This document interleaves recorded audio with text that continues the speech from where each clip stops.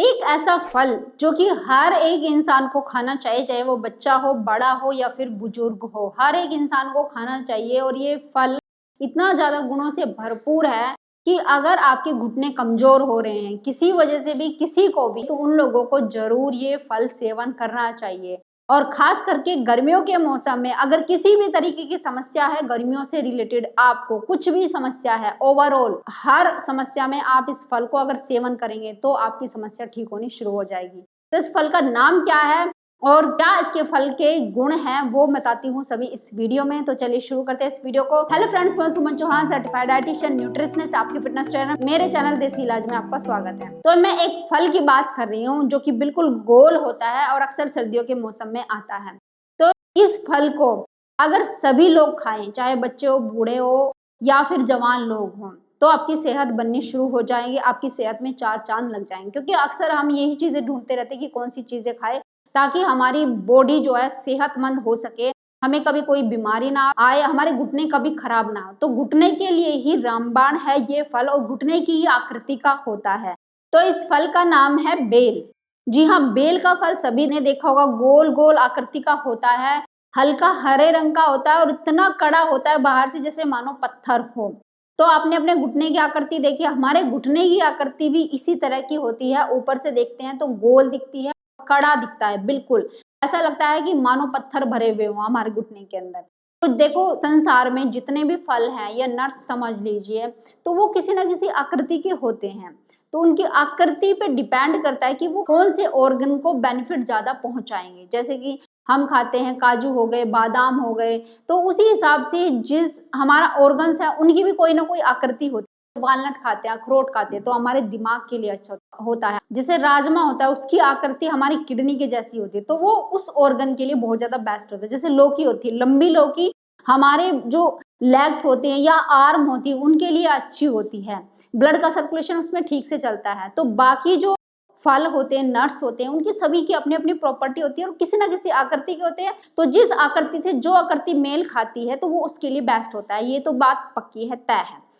आपने देखा होगा कि बेल पत्थर जिसको बोलते हैं, बेल का फल जो होता है तो वो बहुत कड़ा होता है बाहर से और अंदर से उसके अंदर गूदा भरा हुआ होता है, नरम गूदा होता है और कुछ चिपचिपाहट सी होती है उसके अंदर। आप अपने घुटने को देख लीजिए, बाहर से बिल्कुल गोल आकृति का होता है, आपको दिखाई देता है, बच्चों के घुटने आपने देखे होंगे, और अंदर से उसके अंदर भी चिपचिपाहट होती है। उसके अंदर भी लिगामेंट, टेंडन और मसल होते हैं जो सॉफ्ट होते हैं, जिनका लचीला होना ही बहुत ज्यादा जरूरी होता है। तो इस लचीलेपन को मेंटेन करने के लिए और आपकी घुटने की हड्डी मजबूत बनाने के लिए, मसल्स को मजबूत बनाने के लिए और वहां पे जो चिकनाहट होती है उसको मेंटेन करने के लिए ये जो बेल का फल होता है बहुत ही गुणकारी होता है। वैसे तो ओवरऑल हेल्थ के लिए बहुत अच्छा होता है, इसकी प्रकृति ठंडी होती है। और विटामिन्स की बात करें तो उसमें बढ़ चढ़ के विटामिन्स होते हैं, जैसे vitamin B1, vitamin A, vitamin C, B1, B2, B3, niacin, thiamine, इस तरह के बहुत सारे जो विटामिन्स होते हैं सभी थोड़ी मात्रा में बेल पत्थर में होते हैं। बेल पत्थर इसको आमतौर पे लोग बोल देते हैं। जैसे बात करें इसके अंदर मिनरल्स की, तो फास्फोरस, जिंक, कैल्शियम सभी थोड़ी थोड़ी मात्रा में इसमें होते हैं। और खास करके हमारे घुटने के जॉइंट्स के लिए, जॉइंट्स किसी भी हिस्से के हो उनके लिए बड़ा लाभकारी ये फल माना जाता है।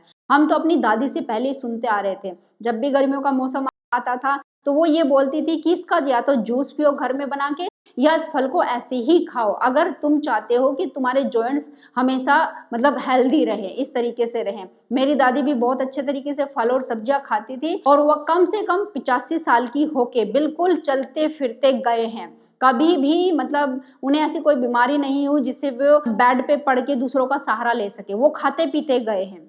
तो सभी की लाइफ ऐसी हो इसलिए आपको ताजे फल सब्जियां तो खाने ही खाने चाहिए, जो सीजन के फल होते हैं। तो जैसे ही आजकल का सीजन है गर्मियों का और इसमें बेल बढ़ चढ़ के आ रहा है, तो अगर आप खाना चाहिए, मैं आपको बता देती हूँ किस तरीके से आप खा सकते हैं। तो सबसे पहले जो बेल का फल होता है, या तो आप इसका गूदा निकाल के ऐसे ही चबा चबा के खाइए। इसके अंदर फाइबर कंटेंट बहुत ज्यादा होता है, खास करके ये जो आपकी बॉडी में टॉक्सिन्स भर जाते हैं उसको निकालता है। अगर आपको कब्ज की समस्या रहती है तो भी आपको बेल का जो फल होता है उसका सेवन जरूर करना चाहिए। अगर आपको कमजोरी महसूस होती है तो भी बेल के फल का सेवन करना चाहिए। अगर बीपी की समस्या है तो भी आपको बेल का फल खाना चाहिए। अगर आपको आंखों से रिलेटेड कोई समस्या है तो भी बेल का जो फल होता है वो एक रामबाण की तरह काम करता है, आपकी कमजोरी को दूर करता है। जिनको एसिडिटी बनती रहती है उनके लिए बड़ा गुणकारी है, एसिडिटी को तो एज इट इज एकदम खत्म कर देता है ये। दूसरी चीज, जिनको अल्सर की समस्या, अक्सर गर्मियों में क्या होता है कि गर्म चीजें खाने की वजह से कुछ लोगों को अल्सर हो जाता है,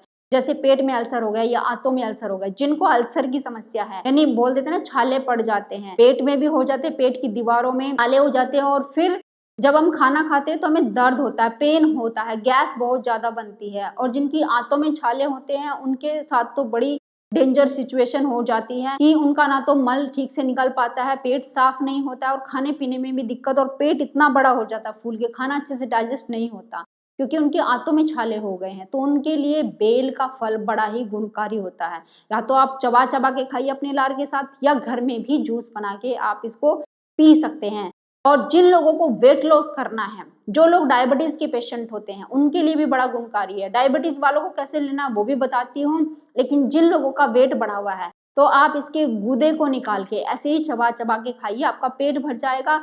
आपको ज्यादा रोटी चावल खाने की जरूरत नहीं पड़ेगी अगर आप इसका सेवन करना शुरू करते हैं। या फिर आप इसका घर में जूस बनाइए तो भी आपके अंदर जो लिक्विड की क्वांटिटी है, फाइबर की क्वांटिटी है, वो ज्यादा जाएगी। इस वजह से आपको कम भूख लगेगी और आप आसानी से अपना वेट लॉस कर सकते हैं। जिनका पसीना ज्यादा निकलता है वो भी बेल का फल जरूर खाइए। मैं तो ये कहती हूँ, पसीना निकलने से जो थकावट आपको होती है ना, वो नहीं होगी। जो लोग बाहर का काम ज्यादा करते हैं, जैसे धूप में जाना होता है, उनको तो जरूर बेल के फल का सेवन करना चाहिए। और आप चाहते हैं कि गर्मी की समस्या हमें ना आए और हमारी स्किन तरोताजा रहे, हमारी स्किन डिहाइड्रेट ना हो, हाइड्रेट रहे, तो आपको बेल के फल का सेवन या उसके जूस का सेवन जरूर करना चाहिए। अब जैसे डायबिटीज के पेशेंट हैं तो उनके लिए मैं बता दूं, जैसे थोड़ा सा मीठा होता है, अगर आप इसको खाली पेट सेवन कर रहे हैं तो इसमें आप नींबू का रस डाल लीजिए या फिर एप्पल साइडर विनेगर आप डाल सकते हैं, और उसके बाद आप बेल का जो फल होता है उसका सेवन आसानी से कर सकते हैं। आपकी डायबिटीज बिल्कुल भी नहीं बढ़ेगी। अब जब इसका जूस कैसे बनाया जाता है, अगर आप इसका गूदा नहीं खाते, आपको परेशानी, क्योंकि इसमें बीज होते हैं, अगर नहीं खा पाते तो आप एक काम करिए, इसका गूदा निकाल दीजिए, एक बाउल में गूदा डाल लीजिए, उसके अंदर पानी को मिक्स कर दीजिए, सिर्फ 5 मिनट के लिए छोड़ दीजिए, फिर उसको अच्छे से मैश कर लीजिए। आप जो ग्राइंडर होता है घर में, जैसे हैंड ब्लेंडर होता है, उसके साथ भी एक बार ब्लेंड कर सकते हैं। हल्का सा ब्लेंड करना है, बहुत ज़्यादा नहीं करना है। और जब ये ब्लेंड हो जाए, या फिर हाथों से भी आप मैश कर सकते हैं, हाथ साफ करके।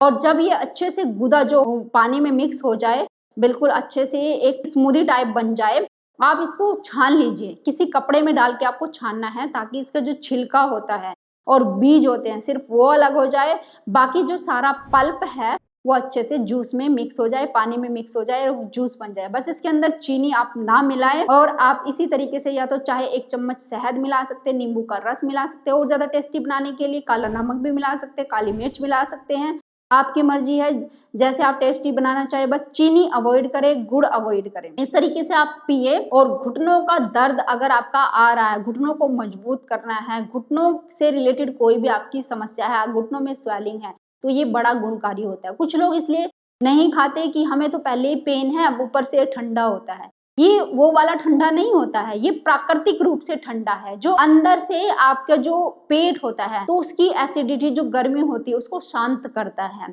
और हमें एक शांत माहौल देता है हमारी बॉडी के अंदर, जिससे हमारी बॉडी अच्छे से हील कर सके अपने आप को।